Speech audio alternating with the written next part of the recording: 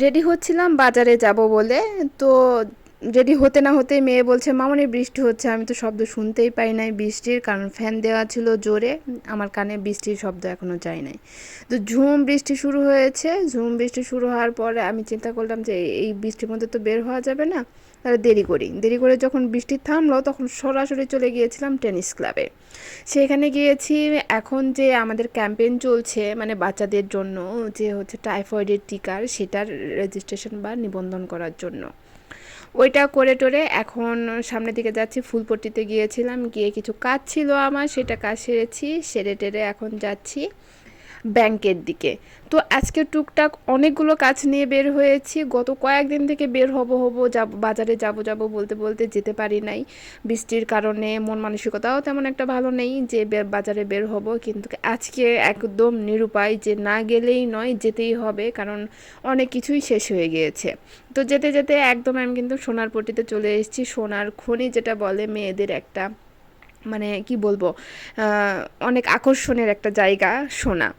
তো যাই হোক, সোনারপট্টি পার হয়ে যখন চলে আসলাম, এসে রাস্তা পার হইলাম, আকাশের দিকে তাকাচ্ছি, একদম মেঘ। আর আমাদের নওগাঁ তো এখন বিখ্যাত জ্যামের জন্য।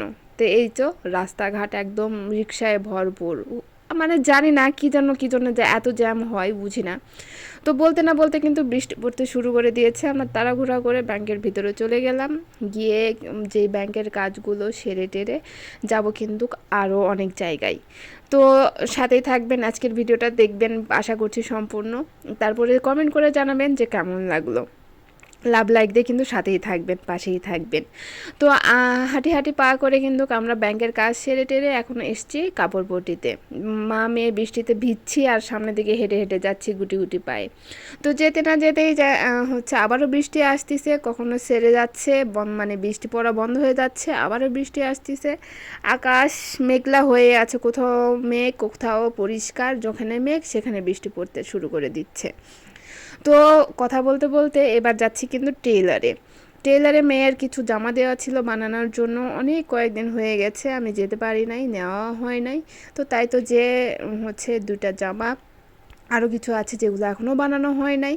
আর একটা দিয়েছিলাম, এই যে এই জামাটা, এটা ওর একটু টাইট হচ্ছে, সেটা ঢিলা করার জন্য। তো আর এই দুটা নতুন জামা, গাউন টাইপের জামা, আমার মেয়ের খুব পছন্দ এই ধরনের জামাগুলো, মানে ও পরে যেন ঘোরে আর জামাগুলো যেন ঘোরে, এরকম টাইপের জামা মেয়ের খুব পছন্দ। তাই তো এই দুটা বানিয়ে দিয়েছি, আরও একটা বানানো দেওয়া আছে, ওটা হয় নাই। তো সেইখানে এই যে দেখে টেকে চলে এসেছি এবার কাঁচা বাজারে। কাঁচা বাজারে আসছি হচ্ছে ডিম নেওয়ার জন্য, বললাম তো, মানে অনেকগুলো কাজ, ছোট ছোট কাজগুলো পেন্ডিং পড়ে গিয়েছে। তাই তো সব এক এক করে সারছি, মানে সিরিয়াল বাই সিরিয়ালে যাচ্ছি আর কাজগুলো করে নিচ্ছি। তো এই ভাইয়ের কাছ থেকে মুরগির ডিম নেওয়া হচ্ছে, প্রায় 7-8 বছর হয়ে যাবে, তারও হয়তো বা বেশি হয়ে যাবে।